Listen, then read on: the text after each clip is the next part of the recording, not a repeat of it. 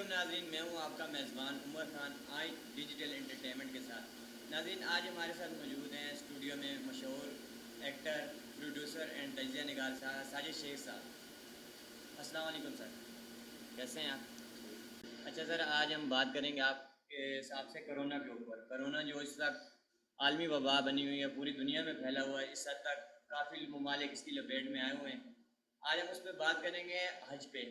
کافی لوگوں نے حج کی تیاریاں کی ہوئی، لاکھوں کی تعداد میں جو لوگ حج کرتے تھے ہر سال میں، اس سال بھی ظاہر سی بات ہے لوگوں نے تیاریاں کی ہوئی، لیکن کرونا کی وجہ سے لوگ نہیں جا سکے۔ اس پہ آپ کیا کہنا چاہیں گے؟ دیکھیں، بہت بہت شکریہ عمر بھائی کہ آپ نے مجھے پروگرام میں بلایا۔ سب سے پہلے تو میں آپ کو ایک بات بتا دوں کہ یہ جو کرونا ہے بیسیکلی ایک میسیج ہے۔ یہ جیسے کہ آپ نے کہا کہ ابھی حج کا مہینہ چل رہا ہے اور لوگوں نے تیاری کی ہوئی تھی حج پر اور وہ حج پر نہیں جا سکے۔ تو عمر بھائی، میں آپ کو ایک واقعہ بتاتا ہوں۔ آپ کو یاد ہوگا کہ پہلے کے زمانے میں لوگ جو ہے پیدل، گھوڑوں پر، اونٹ پر، قافلوں کی شکل میں حج پر جایا کرتے تھے۔ تو اسی زمانے میں ایک قافلہ حج کے لیے نکلا اور وہ قافلہ آ کے رک گیا کوفہ میں۔ جب کوفہ میں وہ قافلہ رکا تو اس میں تھے ربیع بن سلیمان۔ ربیع بن سلیمان جو ہے وہ بھی اس قافلے میں موجود تھے، اور قافلہ جب وہاں پر رکا کچھ دنوں کے لیے تو وہ کیا دیکھتے ہیں، بازار میں تمام دوست ان کے قافلے کے لوگ بازار میں جب نکلے تو انہوں نے دیکھا کہ ایک عورت مرے ہوئے کھچر سے چھرے سے اس کا گوشت کاٹ رہی ہے۔ ربیع بن سلیمان کے دماغ میں یہ بات آیا کہ یہ عورت جو ہے یقیناً اس گوشت کو کاٹ کر بازار میں لے جا کر بیچے گی۔ وہ اس ٹوک کے اندر اس عورت کے پیچھے چل پڑے۔ جب وہ چل پڑے تو وہ عورت ایک بڑے سے گھر میں گئی۔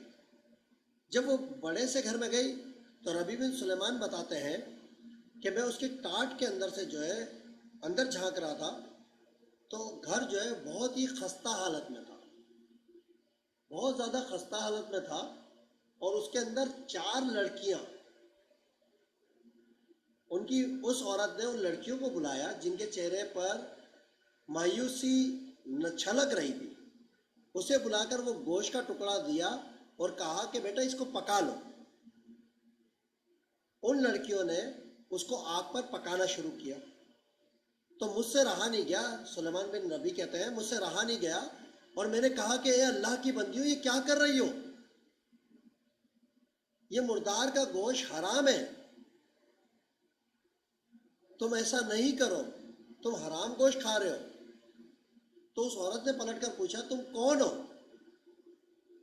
ربیع فرماتے میں نے کہا میں ایک مسافر ہوں۔ تو کہنے لگے کیا چاہتے ہو آپ ہم سے؟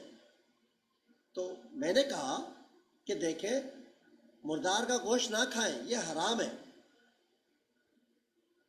اور مجوسیوں کے صرف ایک ہی قافلے کو جو ہے الاؤ کیا گیا تھا کہ وہ جو ہے یہ گوشت کھا سکتے ہیں، اس کے علاوہ ہم نہیں کھا سکتے، تو آپ اسے نہ کھائیں۔ اس عورت نے جواب دیا کہ ہم ان بچیوں کا باپ ایک سید زادہ تھا، وہ ایک خوددار اور انتہائی شریف آدمی تھا۔ جب اس کا انتقال ہو گیا تو ہم سید زادے ہیں، جو کچھ بھی وہ چھوڑ کر گیا تھا وہ ہمارا ختم ہو گیا، اب ہم کسی کے آگے ہاتھ پھیلا نہیں سکتے، تو لہٰذا ہم 4 دن سے بھوکے ہیں، اور جان بچانے کے لیے مردار کھانا بھی جائز ہو جاتا ہے۔ جس پر ربیع بن سلیمان بڑے شرمندہ سے ہوئے اور واپس اپنے قافلے کی طرف چل دیے۔ واپس آنے کے بعد ربیع بن سلیمان کہتا ہے کہ میں نے اپنے قافلے میں کہا کہ میں حج پر نہیں جا رہا ہوں۔ انہوں نے کہا کیوں؟ انہوں نے بتا بس میں حج پر نہیں جا رہا ہوں، کچھ اور وجہ ہے۔ کئی لوگوں نے سمجھایا لیکن میں نہ مانا، اور میں نے اپنا سامان اٹھایا اور میرے پاس 600 درہم تھے، وہ 600 درہم لے کر میں چل دیا بازار میں۔ اس میں 100 درہم کا میں نے خریدا راشن، اور باقی جو 500 درہم بچے تھے وہ میں نے اسی راشن میں چھپا کر اس عورت کو لے جا کر وہ راشن دے دیا۔ اس عورت نے اس راشن لینے کے بعد مجھے کہا کہ اللہ تیرے اگلے پچھلے گناہوں کو معاف فرمائے، تجھے حج کا ثواب عطا فرمائے، تجھے جنت میں جگہ دے، اور تیرے ساتھ ایسا عمل کرے کہ رہتی دنیا تک لوگ رشک کریں۔ ربیع بن سلیمان وہ ٹھیلا وہاں پر چھوڑ کر واپس آ لیے، واپس آئے تو قافلہ حج کے لیے جا چکا تھا۔ ربیع بن سلیمان کہتے ہیں کہ میں انتظار کرتا رہا کہ جب حاجی واپس آئیں گے تو میں ان سے اپنے لیے دعا کرواؤں گا۔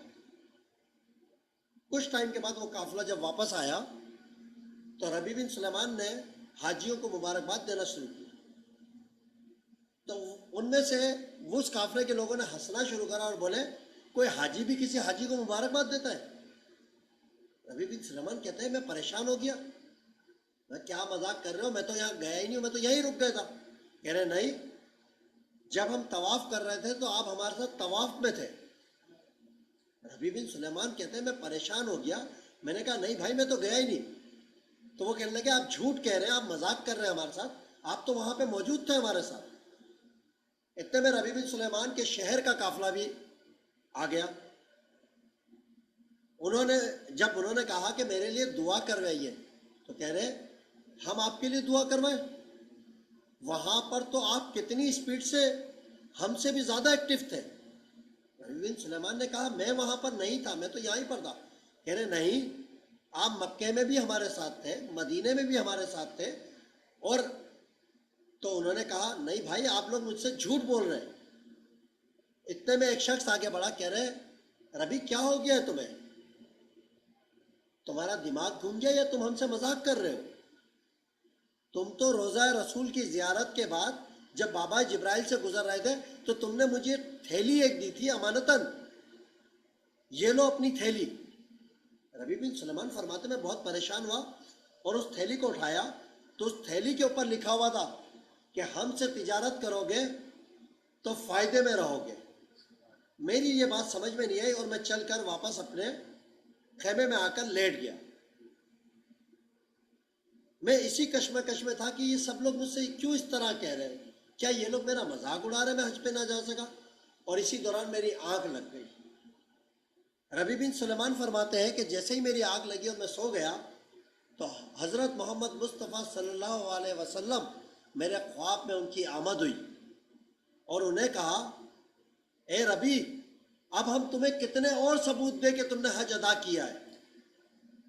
ربیع بن سلیمان تم نے وہاں پر حج ادا کیا ہے، کیونکہ جس وقت آپ نے حج کی نیت کی تھی اور آپ چل پڑے تھے اور اس کے بعد جب آپ نے صدقے کی شکل میں اور اپنے حج کا جمع کیا ہوا پیسہ اس عورت کو دیا، اسی دن اللہ تعالیٰ نے ایک فرشتے کو حکم دیا، آپ کی شکل کا، ربیع بن سلیمان کی شکل کا اس فرشتے کو تیار کیا اور حکم دیا کہ ساری زندگی تم ربیع بن سلیمان کا حج ادا کرو گے، جب تک دنیا رہے گی تم حج ادا کرتے رہو گے، تمہارے نام کا ایک فرشتہ نومینیٹ کر دیا گیا، اور تم نے جو 600 درہم ادا کیے تھے اللہ تعالیٰ نے سونے کی اشرفیوں کی شکل میں وہ 600 اشرفیاں آپ کے لیے تحفے میں بھیجی ہے۔ ربیع بن سلیمان کہتے ہیں جب میں صبح اٹھا اور میری آنکھ کھلی اور میں نے اس تھیلی کو جب کھولا تو اس میں واقعی ہی 600 سونے کی اشرفیاں تھیں۔ تو میرے بھائی یہ کرونا کا جو آپ نے مجھ سے سوال کیا، حج جو ہے وہ ایک فرض ہے ہم پر۔ اگر آپ نے کوئی پیسہ جمع کیا تھا اور آپ جب حج کے لیے نکلے یا نہ جا سکے، اسی پیسے کو آج اگر آپ نے جمع کیا تھا تو آپ کا فرض بنتا ہے کہ آپ اپنے اطراف میں ایسے لوگوں کو ڈھونڈو، ان کی راشن کی شکل میں مدد کرو، ان کی پیسوں کی شکل میں مدد کرو، ان کی تکلیف ہو اس تکلیف کو دور کرو، اور جب اس کے بعد بھی بچ جائے تو اس پیسے کو کسی ایسے بزنس میں لگاؤ جس کا پروفٹ ہر مہینے آتا رہے اور آپ ایسے لوگوں کی مدد کرو۔ یہ واقعہ ہمیں میسج دیتا ہے۔ تو کرونا کی شکل میں جو لوگ نہ جا سکے یہ میرا میسیج ہے کہ وہ اس طرح غریبوں کی مدد کر کر اپنے حلقہ احباب میں ایسے لوگوں کو ڈھونڈے. وہ لوگ نہیں جو روڈ پہ آ کے آپ کی قمیض گھسیٹتے ہیں. ہی از دا پروفیشنل یار, وہ کاروباری لوگ ہیں. آپ کی چورنگیوں پر آپ کو ملتے ہیں وہ کاروباری لوگ ہیں میرے بھائی. آپ کیوں بیوقوف بن کے اپنی جیب سے نکالتے دے دیتے ہو کہ ہم نے صدقہ دے دیا, ہم نے اللہ کے نام پہ دے دیا؟ نہیں بھائی, وہ فراڈ کر رہے ہیں آپ کے ساتھ, وہ کاروبار کر رہے ہیں. آپ اپنے حلقہ احباب میں دیکھو, ایسے وائٹ کالر لوگ ڈھونڈو جو لوگ آپ کو آ کے نہیں بتا سکتے کہ میرے گھر میں کھانا پکا یا نہیں پکا ہے. میں ایک ایسے انسان کو جانتا ہوں, وائٹ کالر ریٹائرڈ آدمی, سرکاری ریٹائرڈ آدمی. میں نے خود اس کے گھر میں جا کر دیکھا, ایک بزرگ میاں بیوی ہے, وہ 3 ٹائم وہ ڈبل روٹی جو لے کر آتے ہیں وہ تازی ہو یا باسی ہو پانی میں بھگو کر انہوں نے کھائی ہے. میں خود اس کا آئی وٹنس ہوں. کیا ہم ایسے لوگ نہیں ڈھونڈ سکتے؟ ہماری نظر میں وہ سرکاری ملازم تھا, ریٹائرڈ ہو گیا تو اس کا بہت پیسہ ہوگا. نہیں بھائی, ایسے لوگ ہیں ہماری زندگیوں میں, ہمیں ڈھونڈنے سے ملتے ہوئے.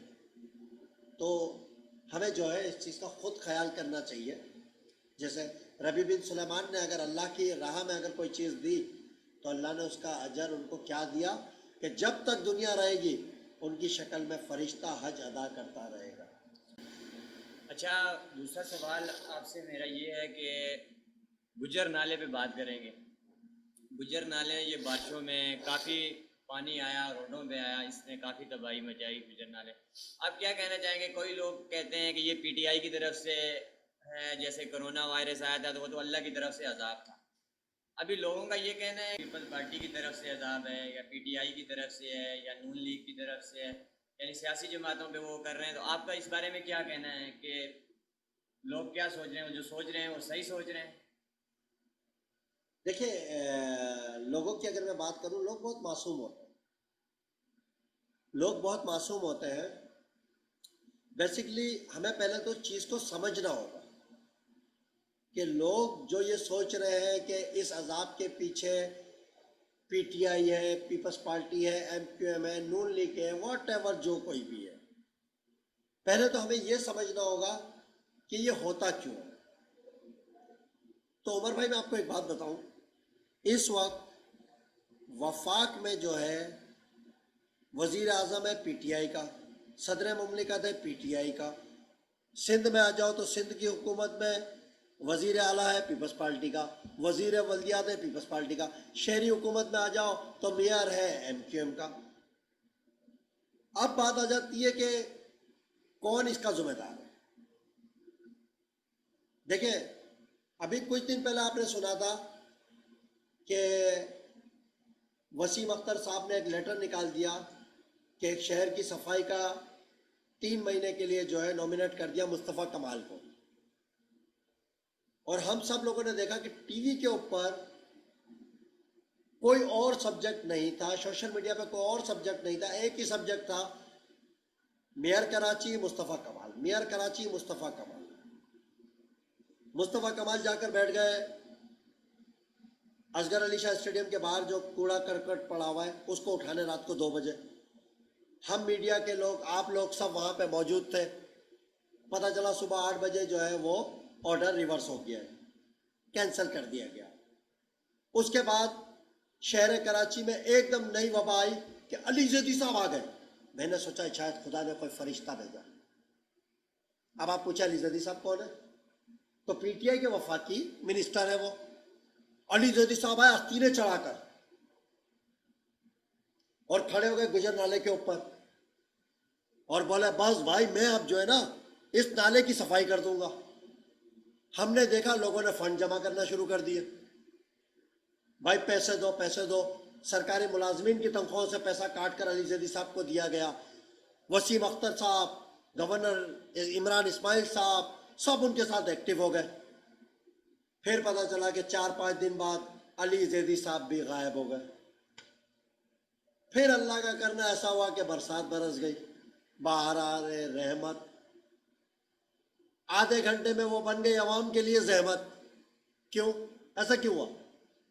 کیونکہ وہ جو پیسہ اربوں روپے کی شکل میں جو علی زیدی صاحب وفاق سے لے کر آئے تھے یا لوگوں سے جمع کر رہے تھے یا سندھ حکومت لے رہی تھی یا شہری حکومت لے رہی تھی، ان سب لوگوں نے کہاں لگایا، یہ تو عوام کو سوال کرنا ہے۔ میں اور آپ کون ہوتے ہیں؟ لیکن ہمیں پتہ ہے، اخباروں میں ٹی وی پہ بڑی بڑی سرخیاں کہ عمران خان صاحب نے اتنا پیسہ، علی زیدی صاحب نے اتنا پیسہ، وسیم اختر صاحب نے اتنا پیسہ، مراد علی صاحب نے اتنا پیسہ خرچ کر دیا۔ علی زیدی صاحب آئے تھے آستینیں چڑھا کر، برسات کے بعد عوام چڑھ رہی ہے پانچے چڑھا کر۔ اب پانچے چڑھانے والے کس کو قصوروار ٹھہرائے؟ آستینیں چڑھانے والوں کو، یا آنکھیں دکھانے والوں کو، یا اس آدمی کو جو رات کے 2 بجے جو ہے اصغر علی شاہ اسٹیڈیم پر بیٹھا انتظار کر رہا تھا کہ مجھے مشینریاں ملے گی اور میں شہر کی سٹی صاف کروں گا، کیونکہ لوگوں کو امیدیں تھی مصطفیٰ کمال کے نام سے۔ ہم سب لوگ بھی ایکٹیو ہو گئے تھے کہ چلو بھائی وسیم اختر صاحب اور مصطفیٰ کمال کا ساتھ دیں گے، مراد علی صاحب کا ساتھ دیں گے، علی زیدی صاحب کا ساتھ دیں گے، کیونکہ یہ سب لوگ اچھا کام کرنے کو نکلے۔ تو پتہ چلا کہ بھائی دور کے ڈھول سہانے، قریب گئے تو کان پھٹنے لگ گئے۔ سب جھوٹ تھے، سہانے خواب تھے۔ حقیقت یہ تھی کہ یہ جو پانی آیا لوگوں کے گھروں میں گیا، لاکھوں روپے کا نقصان ہوا، لوگوں کی زندگیوں سے کھیلا گیا۔ اورنگی ٹاؤن 10 نمبر میں اسکوٹر والا نوکری پر سے واپس آ رہا تھا، بیچارہ بچیوں کا باپ اسکوٹر کے ساتھ گٹر میں گرا۔ ہم سب نے سوشل میڈیا پر دیکھا، لوگ اس کی لاش نکال رہے تھے۔ کیا گزرا ہوگا اس گھر کے اوپر، کیا گزرا ہوگا یار، سوچو۔ کہاں تھا اس ٹائم یہ وفاقی حکومت؟ عمران خان صاحب کہاں تھے؟ کہاں تھے صدر مملکت جو 2 سال پہلے کشتی لے کر نکلے تھے روڈوں پر؟ کیا بیوقوف بنا رہے ہو؟ پڑھی لکھی عوام کراچی کی جاہل نہیں ہے یہ لوگ، پڑھے لکھے لوگ ہیں یار، اتنا نہیں سوچتے ہو آپ لوگ؟ اپوزیشن میں ہوتے تو کشتی لے کے نکل جاتے ہو، حکومت میں ہوتے ہو تو مال بٹورنے لگ جاتے ہو۔ وسیم اختر صاحب کیا کر رہے تھے؟ 4 سال سے ایک ہی رونا رو رہے، فنڈ نہیں ہے یار۔ کراچی کی عوام کو بول کر دیکھتے، یہ وہ عوام ہے خود نالوں پہ اتر کر کام کرتی ہے، لوگوں نے اپنی آنکھوں سے دیکھا ہے۔ یہی مصطفیٰ کمال تھا، تم بھی تھے وسیم اختر صاحب، یہی لوگ تھے جو ایک وقت تھا گٹر میں اتر کر لوگوں کو کام کر کے دکھاتے تھے۔ آج کیا ہو گیا آپ لوگوں کو؟ فنڈ ہوگا تو کام ہوگا؟ نہیں میرے بھائی نہیں، یہ دیکھو ہمیں اس کو چینج کرنا ہوگا، ہمیں مینٹلٹی کو چینج کرنا ہوگا۔ تبدیلی کے نعروں پر، چینج کے نعروں پر کب تک عوام کو بیوقوف بناؤ گے؟ نواز شریف صاحب دل پکڑتے جا کر بیٹھ جاتے، زرداری صاحب جب سے صدر مملکت سے ہٹے ایسا لگ رہا ہے کہ نظر ہی نہیں آ رہے۔ فضل الرحمان صاحب کے بھائی کو ڈی سی لگا کر یہاں پر لیا ہے سرحد سے، کیوں؟ کراچی میں پڑھے لکھے لوگوں کا فقدان ہے؟ نہیں، الیکشن کی تیاریاں ہیں، ساڈی باری تے توڑی باری چل رہی ہے، پہلے آئیے پہلے پائیے کی بنیاد پہ کھیلا جا رہا ہے کہ بٹھا دو اپنے ڈی سی تاکہ لسٹوں کے اندر ہیر پھیر اگر کرنی ہے تو ابھی کر لی جائے۔ کیا یہ بات ہم کو آپ کو نہیں پتا؟ سب کو پتا ہے یار، سب کو پتا ہے۔ اس عوام کے پاس اب ٹائم نہیں ہے ووٹ دینے کا، نہیں نکلے گی۔ یہ عوام اب ایک ہی چیز چاہتی ہے، ایک ہی چیز، اور وہ یہ ہے کہ وہ چاہتی ہے آرمی، پاک فوج، کوئی بھی کسی بھی طریقے سے۔ ہم عوام کے، میں عوام کے امنگوں کی بات کر رہا ہوں، میری نہیں ہے بھائی، عوام کہتی ہے، روڈ پہ جاؤ بیٹھو، عوام کہتی ہے کہ بھائی پاک فوج آ جائے وہی سنبھال لے۔ اب تو سیاست دانوں نے تو بیڑا غرق کر دیا۔ تو ہم دعوت دیتے ہیں، ہم دعوت دیتے آرمی کو، ہم دعوت دیتے اپنے اداروں کو کہ وہ آئے، وہ ٹیک اوور کرے، صدارتی نظام لائے، کوئی اس طریقے کا سسٹم لے کر آئے۔ کیونکہ بات یہ کہ آرمی تو بیچاری آتی ہے اچھا کرنے کے لیے، بعد میں ان کے خلاف ہی آرٹیکل لگنے شروع ہو جاتے ہیں، آرٹیکل 6 لگا دو۔ اب آرمی بھی کیا کرے گی؟ वो भी सरकार, वो भी बेचारे आवाम के नुमाइंदे हैं, आवाम के टैक्स पे पलते हैं, तनख्वाह लेते हैं, आवाम की खिदमत करते हैं। आज तैयारा गिरता है तो आर्मी, सैलाब आता है तो आर्मी, सॉरी, हम कहाँ जाए? तो हम तो उसी को देखेंगे ना जिसको हम काम करते हुए देखते हैं। आवाम तो उसी को देखेगी, आवाम को जो नजर आ रहा है, और आवाम को इस वक्त मोतबर इदारे नजर आ रहे हैं। हमें चाहिए आर्मी टेक ओवर करे, आर्मी संभाले सारे निज़ाम को, तो ही करप्शन का खात्मा होगा। बसूरत दीगर करप्शन का खात्मा नहीं होगा। आज करप्शन ज़ोरों पर है, ज़ोर शोर पर है, और इसके ज़िम्मेदार सियासतदान और सिर्फ सियासतदान है। बहुत अच्छा मैसेज दिया आपने हमारे नाज़रीन को। सही कह रहे हैं आप कि हमारे मुल्क में जो भी आता है अपनी जेब भरने के लिए आता है, उसको आवाम को तो बेवकूफ़ बनाया जा रहा है सरेआम। कभी फ़ंड के नाम पे, कभी डैम के नाम पे, कभी किसके नाम पे, कभी किसके आवाम। ये सिर्फ़ और सिर्फ आवाम की जेब से पैसा निकालने का एक ज़रिया है। तो आपने बहुत अच्छी बात की, बहुत अच्छी बातें की हमारे साथ। आपका बहुत बहुत शुक्रिया, आपने हमारे लिए टाइम निकाला। तो जी नाज़रीन, ये थे हमारे साथ साजिद शेख साहब, जिन्होंने हमारे साथ गुफ्तगू की और काफ़ी अच्छी बातें हमारे नाज़रीन को बताई। इसी के साथ अब चलते हैं प्रोग्राम के अख्ताम की जानिब। इजाज़त दीजिए कैमरामैन अली अब्बास के साथ उमर खान, आइन डिजिटल एंटरटेनमेंट, कराची।